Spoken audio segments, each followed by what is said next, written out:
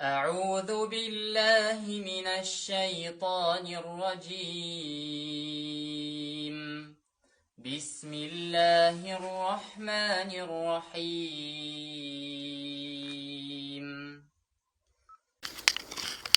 ألف لام را تلك آيات الكتاب وقرآن مبين ربما يود الذين كفروا لو كانوا مسلمين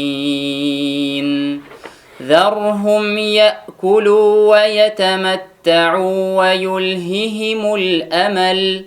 فسوف يعلمون وما أهلكنا من قرية إلا ولها كتاب معلوم ما تسبق من أمة أجلها وما يستأخرون وقالوا يا أيها الذي نزل عليه الذكر إنك لمجنون لو ما تأتينا بالملائكة إن كنت من الصادقين ما ننزل الملائكة إلا بالحق وما كانوا إذا منظرين إنا نحن نزلنا الذكر وإنا له لحافظون ولقد أرسلنا من قبلك في شيع الأولين وما يأتيهم من رسول إلا كانوا به يستهزئون كذلك نسلكه في قلوب المجرمين لا يؤمنون به وقد خلت سنة الأولين ولو فتحنا عليهم بابا من السماء فظلوا فيه يعرجون لقالوا إنما سكرت أبصارنا بل نحن قوم مسحورون ولقد جعلنا في السماء بروجا وزيناها للناظرين وحفظناها من كل شيطان رجيم إلا من استرق السمع فأتبعه شهاب مبين والأرض مددناها وألقينا فيها رواسي وأنبتنا فيها من كل شيء موزون وجعلنا لكم فيها معايش ومن لستم له برازقين وإن من شيء إلا عندنا خزائنه وما ننزله إلا بقدر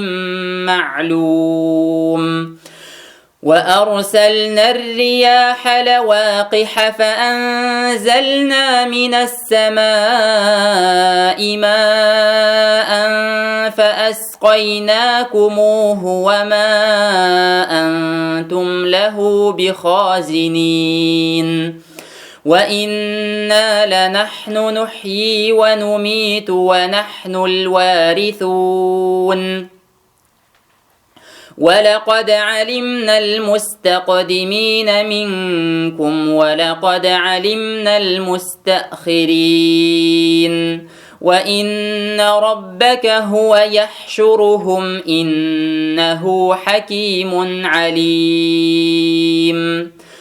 ولقد خلقنا الإنسان من صلصال من حمأ مسنون والجان خلقناه من قبل من نار السموم وإذ قال ربك للملائكة إني خالق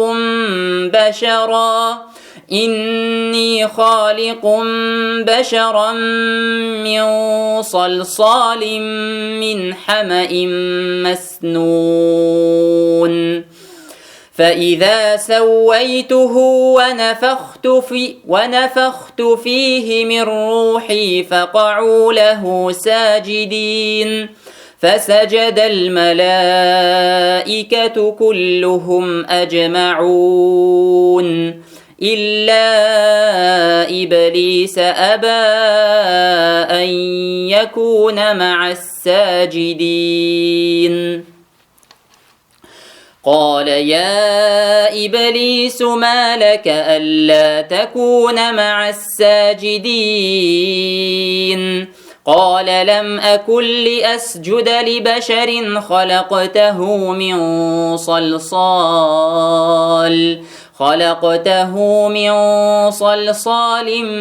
من حمأ مسنون قال فاخرج منها فإنك رجيم وإن عليك اللعنة إلى يوم الدين قال رب فأنظرني إلى يوم يبعثون قال فإنك من المنظرين إلى يوم الوقت المعلوم قال رب بما أغويتني لأزينن لهم في الأرض ولأغوينهم أجمعين إلا عبادك منهم المخلصين قال هذا صراط علي مستقيم إن عبادي ليس لك عليهم سلطان إلا من اتبعك من الغاوين وإن جهنم لموعدهم أجمعين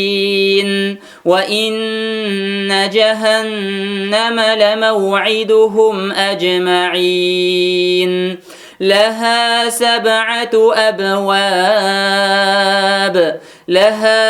7 أبواب لكل باب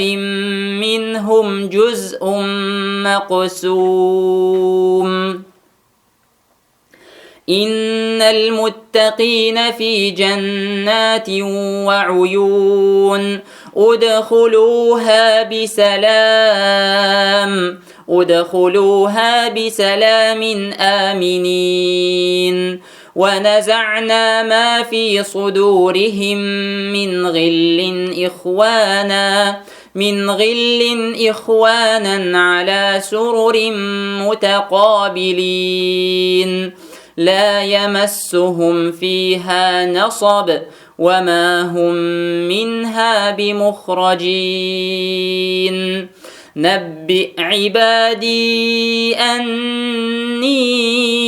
أنا الغفور الرحيم وأن عذابي هو العذاب الأليم ونبئهم عن ضيف إبراهيم إذ دخلوا عليه فقالوا سلاما قال إنا منكم وجلون قالوا لا توجل إنا نبشرك بغلام عليم قال أبشرتموني على أن مسني الكبر فبم تبشرون قالوا بشرناك بالحق فلا تكن من القانطين قال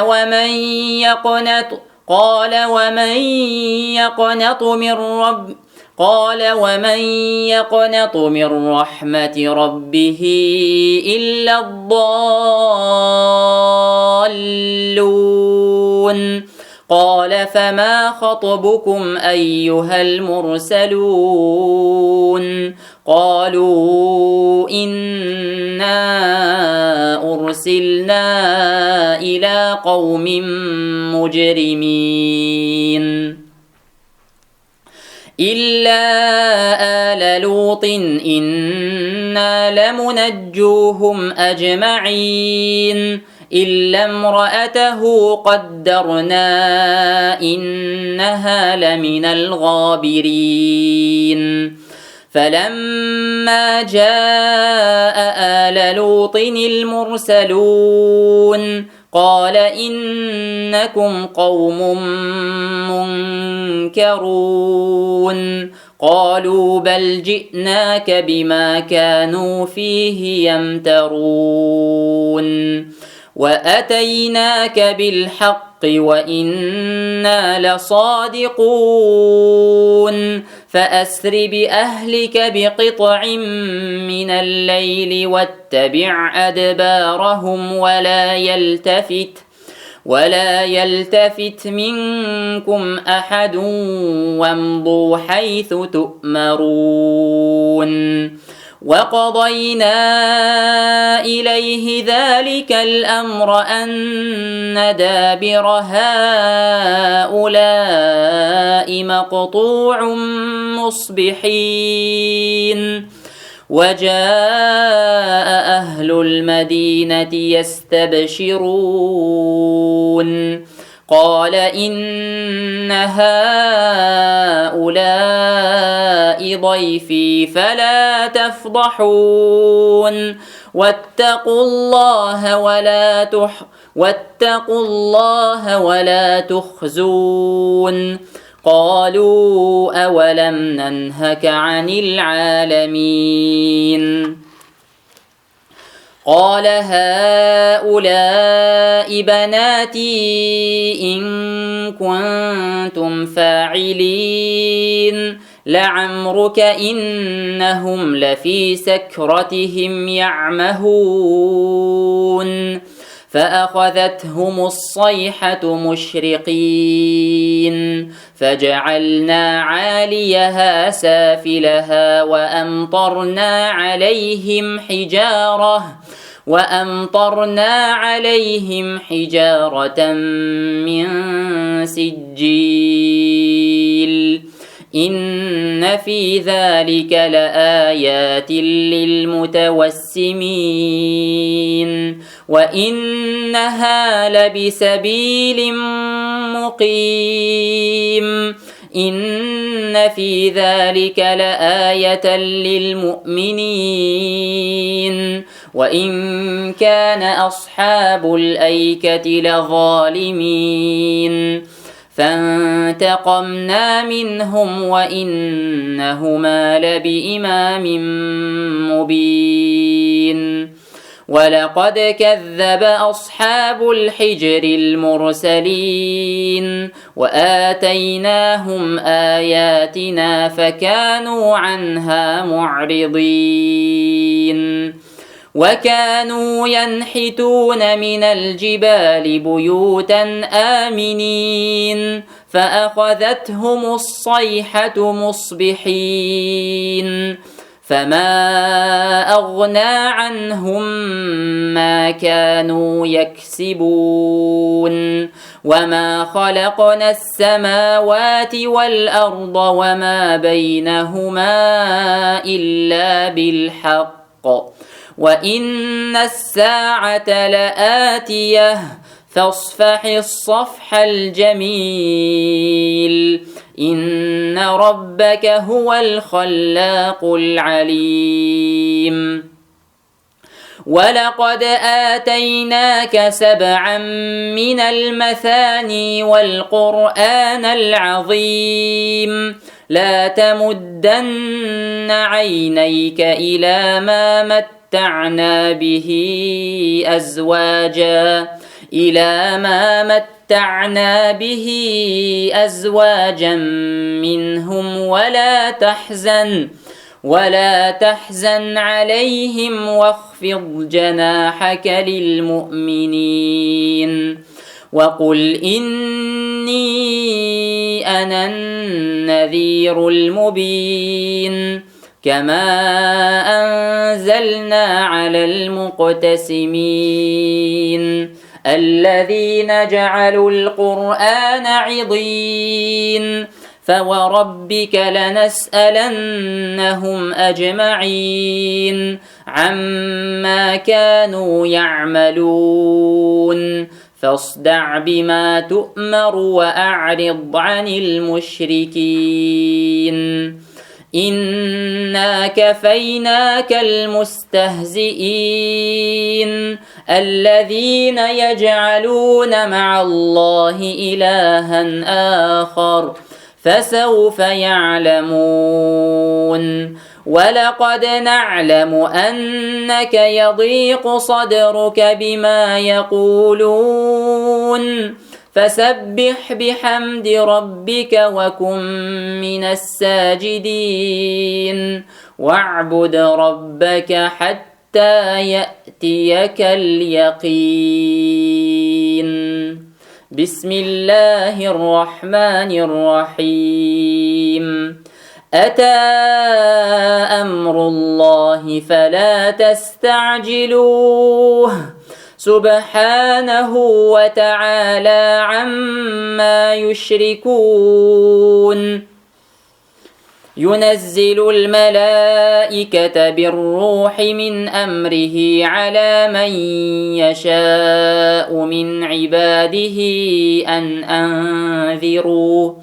أن أنذروا أنه لا إله إلا أنا فاتقون خلق السماوات والأرض بالحق تعالى عما يشركون خلق الإنسان من نطفة فإذا هو خصيم مبين والأنعام خلقها لكم فيها دفء ومنافع ومنها تأكلون ولكم فيها جمال حين تريحون وحين تسرحون وتحمل أثقالكم إلى بلد لم تكونوا بالغيه إلا بشق الأنفس إن ربك لرؤوف رحيم والخيل والبغال والحمير لتركبوها وزينة ويخلق ما لا تعلمون وعلى الله قصد السبيل ومنها جائر ولو شاء لهداكم أجمعين هو الذي أنزل من السماء ماء لكم منه شراب ومنه شجر فيه تسيمون ينبت لكم به الزرع والزيتون والنخيل والأعناب ومن كل الثمرات إن في ذلك لآية لقوم يتفكرون وسخر لكم الليل والنهار والشمس والقمر والنجوم مسخرات بأمره إن في ذلك لآيات لقوم يعقلون وما ذرأ لكم في الأرض مختلفا ألوانه إن في ذلك لآية لقوم يذكرون وهو الذي سخر البحر لتأكلوا منه لحما طريا وتستخرجوا منه حلية تلبسونها وترى الفلك مواخر فيه ولتبتغوا من فضله ولعلكم تشكرون. وألقى في الأرض رواسي أن تميد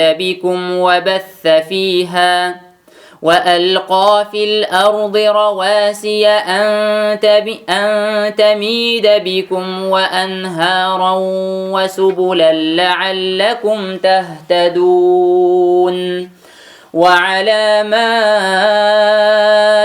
وبالنجم هم يهتدون. أفمن يخلق كمن لا يخلق أفلا تذكرون. وإن تعدوا نعمة الله لا تحصوها إن الله لغفور رحيم. والله يعلم ما تسرون وما تعلنون. والذين يدعون من دون الله لا يخلقون شيئا وهم يخلقون. أموات غير أحياء وما يشعرون أيان يبعثون. إلهكم إله واحد فالذين لا يؤمنون بالآخرة قلوبهم منكرة وهم مستكبرون.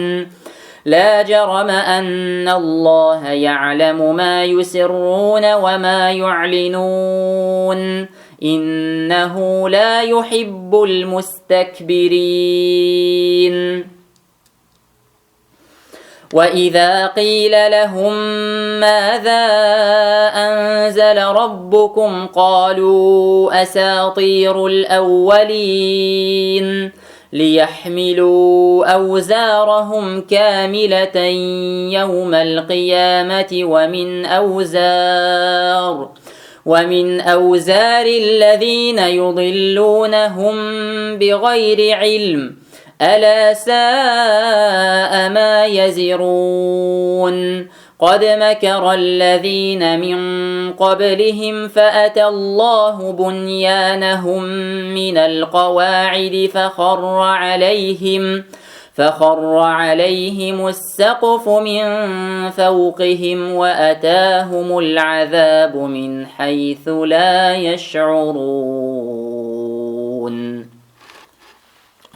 ثم يوم القيامة يخزيهم ويقول أين شركائي الذين كنتم تشاقون فيهم قال الذين أوتوا العلم إن الخزي اليوم والسوء على الكافرين الذين تتوفاهم الملائكة ظالمي أنفسهم فألقوا السلم ما كنا نعمل من سوء بلى إن الله عليم بما كنتم تعملون. فادخلوا أبواب جهنم خالدين فيها فلبئس مثوى المتكبرين. وقيل للذين اتقوا ماذا أنزل ربكم قالوا خيرا للذين أحسنوا في هذه الدنيا حسنة ولدار الآخرة خير ولنعم دار المتقين. جنات عدن يدخلونها تجري من تحتها الأنهار لهم فيها ما يشاءون كذلك يجزي الله المتقين الذين تتوفاهم الملائكة طيبين يقولون سلام عليكم ادخلوا الجنة بما كنتم تعملون هل ينظرون إلا أن تأتيهم الملائكة أو يأتي أمر ربك كذلك فعل الذين من قبلهم وما ظلمهم الله ولكن كانوا أنفسهم يظلمون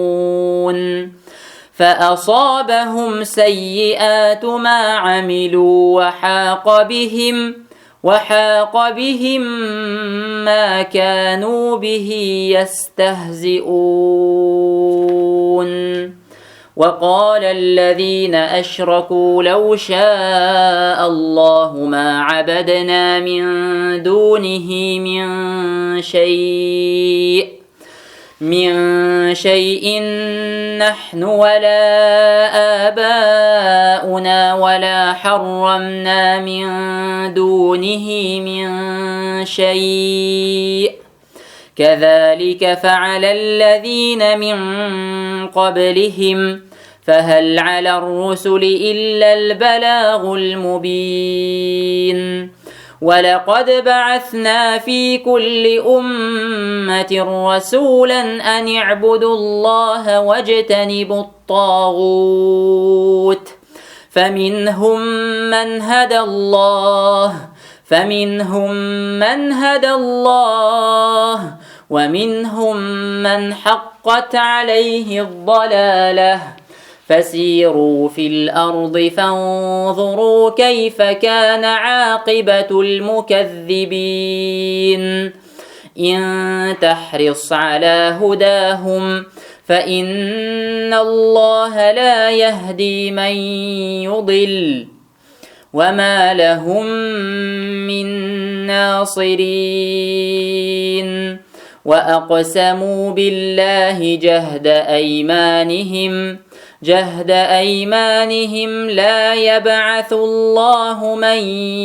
يموت بلى وعدا عليه حقا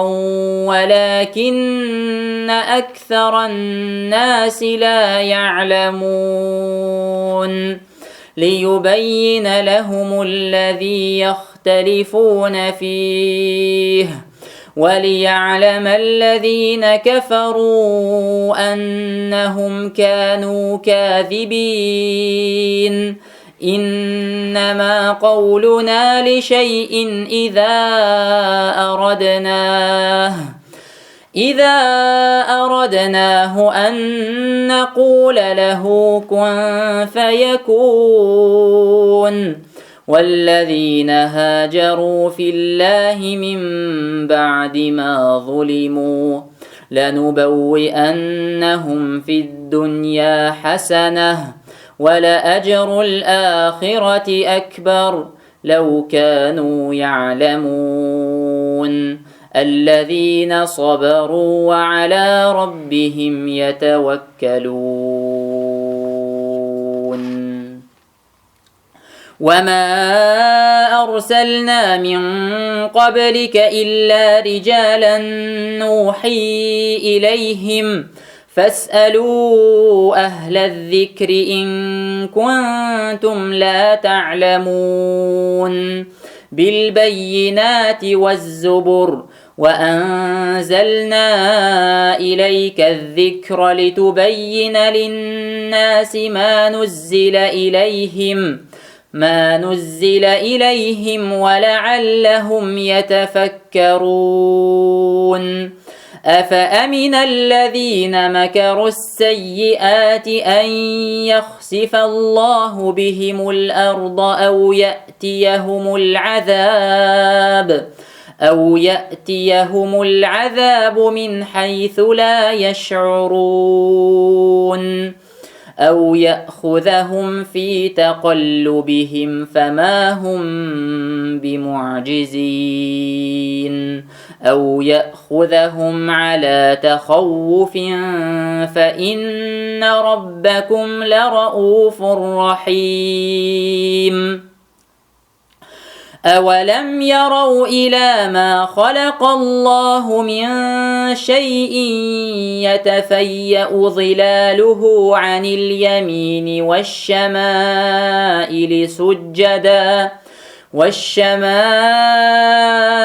سجدا لله وهم داخرون ولله يسجد ما في السماوات وما في الأرض من دابة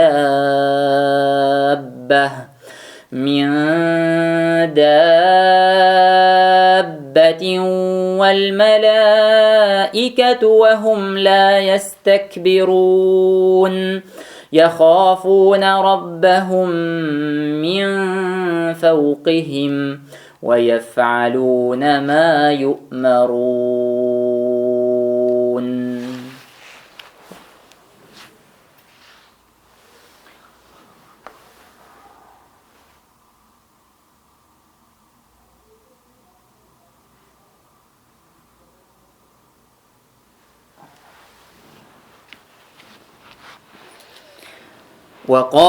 وقال الله لا تتخذوا إلهين اثنين إنما هو إله واحد فإياي فارهبون وله ما في السماوات والأرض وله الدين واصبا أفغير الله تتقون وما بكم من نعمة فمن الله ثم إذا مسكم الضر فإليه تجأرون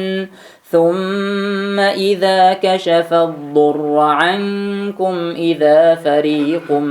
منكم بربهم يشركون ليكفروا بما آتيناهم فتمتعوا فسوف تعلمون ويجعلون لما لا يعلمون نصيبا مما رزقناهم تالله لتسألن عما كنتم تفترون ويجعلون لله البنات سبحانه ولهم ما يشتهون وإذا بشر أحدهم بالأنثى ظل وجهه مسودا وهو كظيم يتوارى من القوم من سوء ما بشر به أيمسكه على هون أم يدسه في التراب ألا ساء ما يحكمون للذين لا يؤمنون بالآخرة مثل السوء ولله المثل الأعلى وهو العزيز الحكيم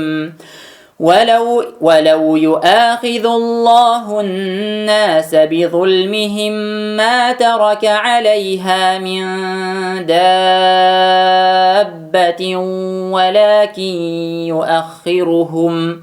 ولكن يؤخرهم إلى أجل مسمى فإذا جاء أجلهم لا يستأخرون ساعة ولا يستقدمون ويجعلون لله ما يكرهون وتصف ألسنتهم الكذب أن لهم الحسنى لا جرم أن لهم النار وأنهم مفرطون تالله لقد أرسلنا إلى أمم من قبلك فزين لهم الشيطان أعمالهم فهو وليهم اليوم ولهم عذاب أليم وما أنزلنا عليك الكتاب إلا لتبين لهم الذي اختلفوا فيه وهدى ورحمة لقوم يؤمنون والله أنزل من السماء ماء فأحيا به الأرض بعد موتها إن في ذلك لآية لقوم يسمعون وإن لكم في الأنعام لعبرة نسقيكم مما في بطونها مما في بطونه من بين فرث ودم لبنا خالصا سائغا للشاربين ومن ثمرات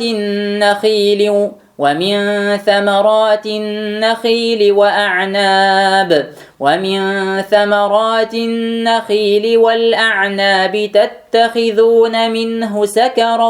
ورزقا حسنا إن في ذلك لآية لقوم يعقلون وأوحى ربك إلى النحل أن اتخذي من الجبال بيوتا ومن الشجر ومما يعرشون ثم كلي من كل الثمرات فاسلكي سبل ربك ذللا يخرج من بطونها شراب مختلف ألوانه فيه شفاء للناس إن في ذلك لآية لقوم يتفكرون والله خلقكم ثم يتوفاكم ومنكم من يرد إلى أرذل العمر لكي لا يعلم بعد علم شيئا إن الله عليم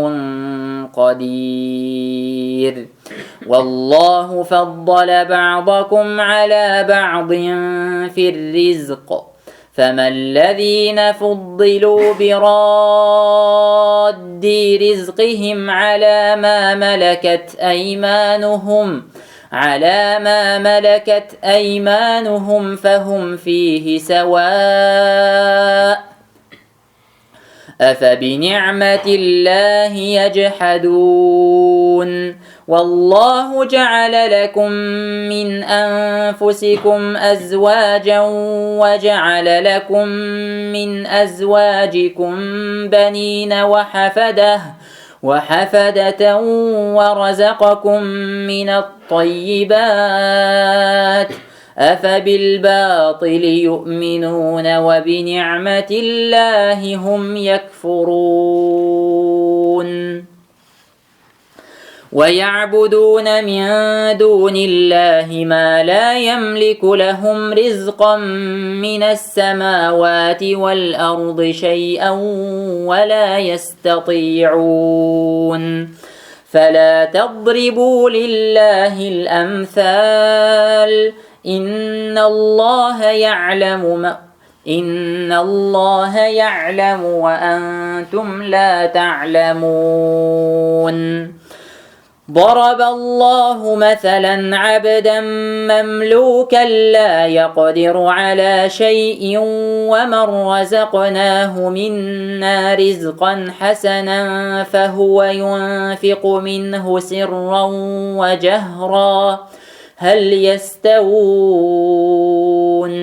الحمد لله بل أكثرهم لا يعلمون وضرب الله مثلا رجلين أحدهما أبكم لا يقدر على شيء وهو كل على مولاه أينما يوجهه لا يأتي بخير هل يستوي هو ومن يأمر بالعدل وهو على صراط مستقيم ولله غيب السماوات والأرض وما أمر الساعة إلا كلمح البصر أو هو أقرب إن الله على كل شيء قدير والله أخرجكم من بطون أمهاتكم لا تعلمون شيئا وجعل لكم السمع والأبصار والأفئدة لعلكم تشكرون ألم يروا إلى الطير مسخرات في جو السماء ما يمسكهن إلا الله إن في ذلك لآيات لقوم يؤمنون والله جعل لكم من بيوتكم سكنا وجعل لكم من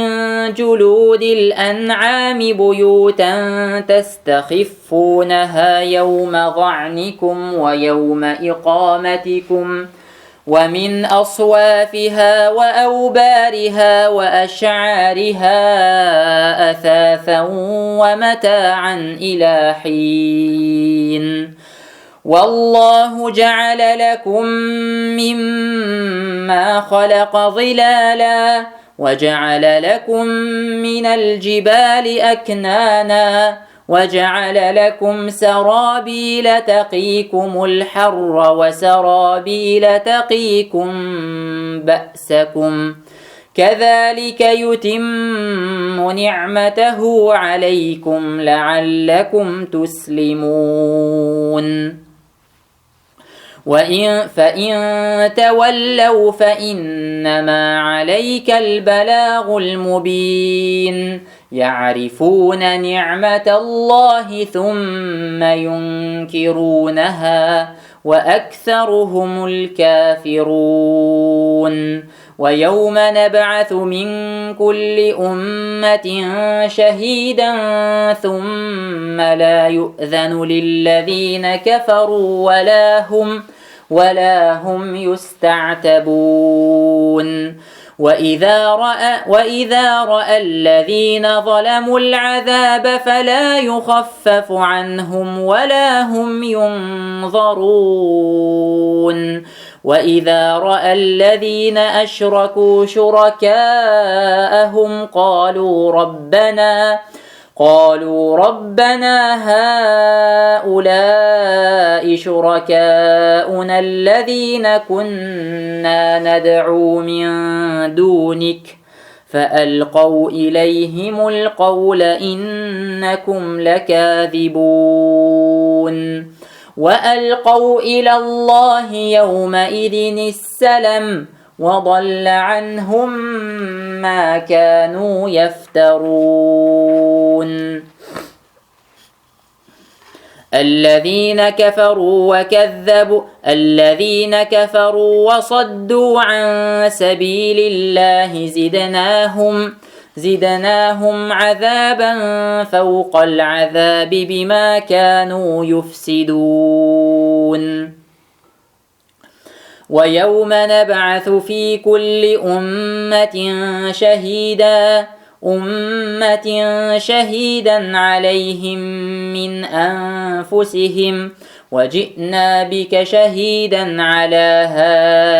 هؤلاء ونزلنا عليك الكتاب تبيانا لكل شيء وهدى ورحمة وبشرى للمسلمين. إن الله يأمر بالعدل والإحسان وإيتاء ذي القربى وينهى عن الفحشاء والمنكر والبغي يعظكم لعلكم تذكرون. وأوفوا بعهد الله إذا عاهدتم ولا تنقضوا الأيمان بعد توكيدها وقد جعلتم الله عليكم كفيلا إن الله يعلم ما تفعلون. ولا تكونوا كالتي نقضت غزلها من بعد قوة أنكاثا تتخذون أيمانكم دخلا بينكم أن تكون أمة هي أربى من أمة إنما يبلوكم الله به وليبينن لكم يوم القيامة ما كنتم فيه تختلفون.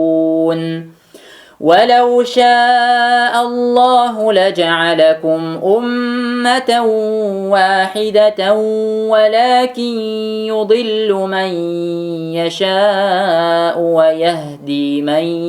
يشاء ولتسألن عما كنتم تعملون. ولا تتخذوا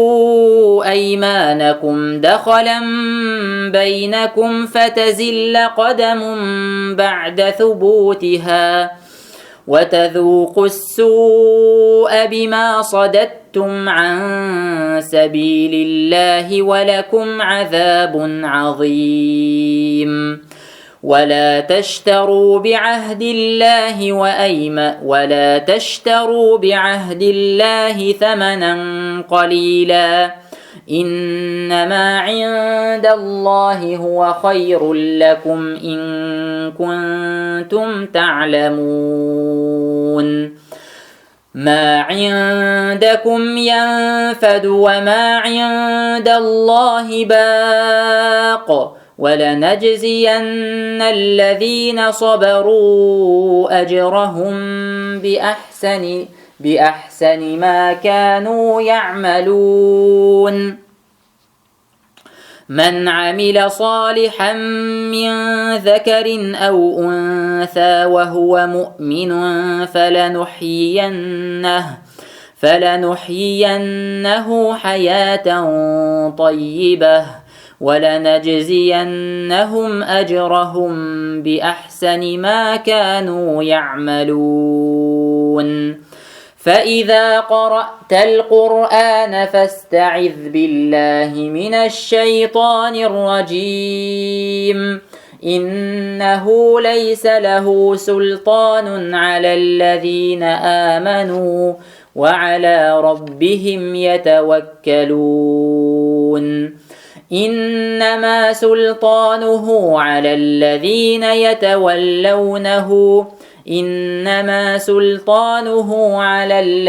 يتولونه والذين هم به مشركون. وإذا بدلنا آية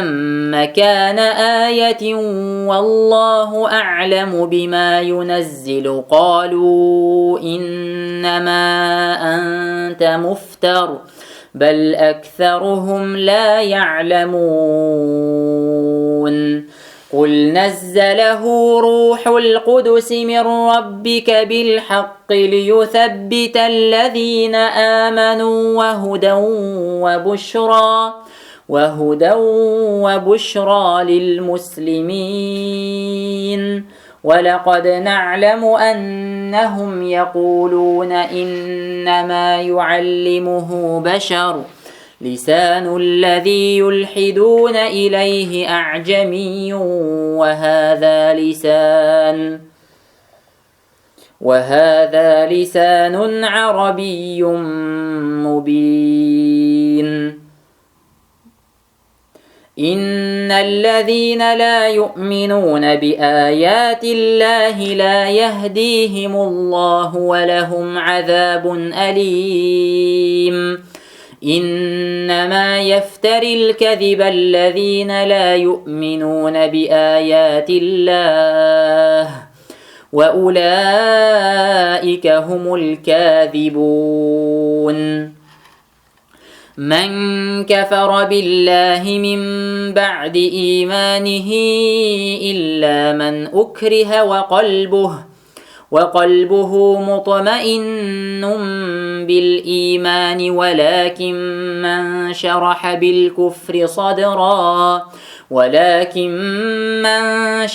بالكفر صدرا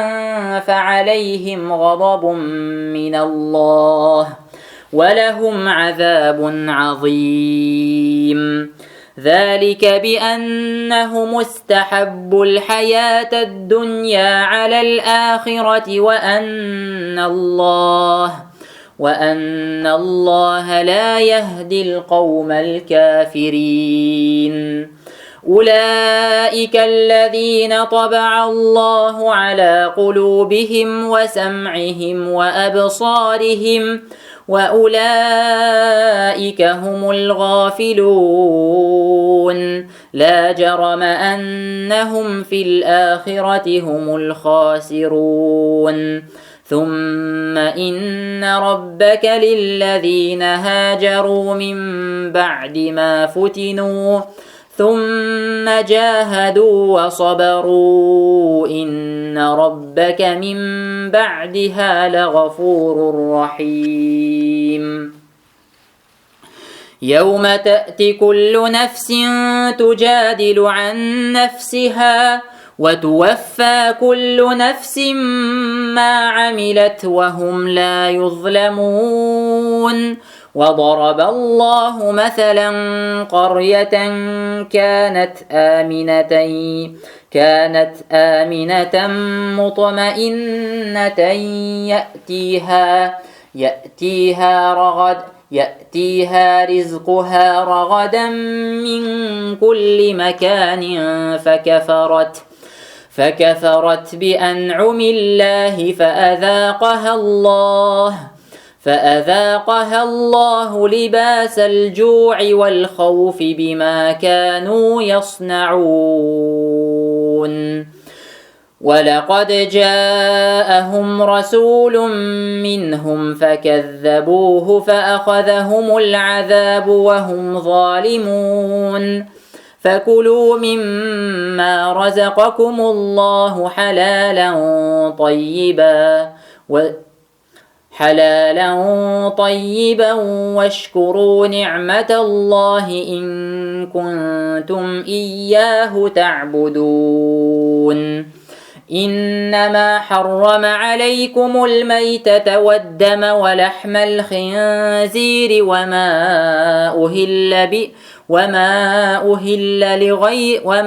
أهل لغير الله به فمن اضطر غير باغ ولا عاد فإن الله غفور رحيم. ولا تقولوا لما تصف ألسنتكم الكذب هذا حلال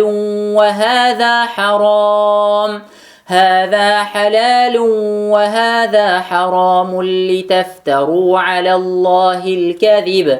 إن الذين يفترون على الله الكذب لا يفلحون. متاع قليل ولهم عذاب أليم. وعلى الذين هادوا حرمنا ما قصصنا عليك من قبل وما ظلمناهم ولكن كانوا أنفسهم يظلمون. ثم إن ربك للذين عملوا السوء بجهالة ثم تابوا من بعد ذلك وأصلحوا إن ربك من بعدها لغفور رحيم. إن إبراهيم كان أمة قانتا لله حنيفا ولم يك من المشركين شاكرا لأنعمه اجتباه وهداه إلى صراط مستقيم. وآتيناه في الدنيا حسنة وإنه في الآخرة لمن الصالحين. ثم أوحينا إليك أن اتبع ملة إبراهيم حنيفا وما كان من المشركين. إنما جعل السبت على الذين اختلفوا فيه وإن ربك ليحكم بينهم يوم القيامة فيما كانوا فيه يختلفون. ادع إلى سبيل ربك بالحكمة والموعظة الحسنة وجادلهم بالتي هي أحسن إن ربك هو أعلم بمن ضل عن سبيله وهو أعلم بالمهتدين. وإن عاقبتم فعاقبوا بمثل ما عوقبتم به ولئن صبرتم لهو خير للصابرين. واصبر وما صبرك إلا بالله ولا تحزن عليهم ولا تك في ضيق مما يمكرون. إن الله مع الذين اتقوا والذين هم محسنون. صدق الله العظيم. سبحان ربك رب العزة عما يصفون وسلام على المرسلين والحمد لله رب العالمين.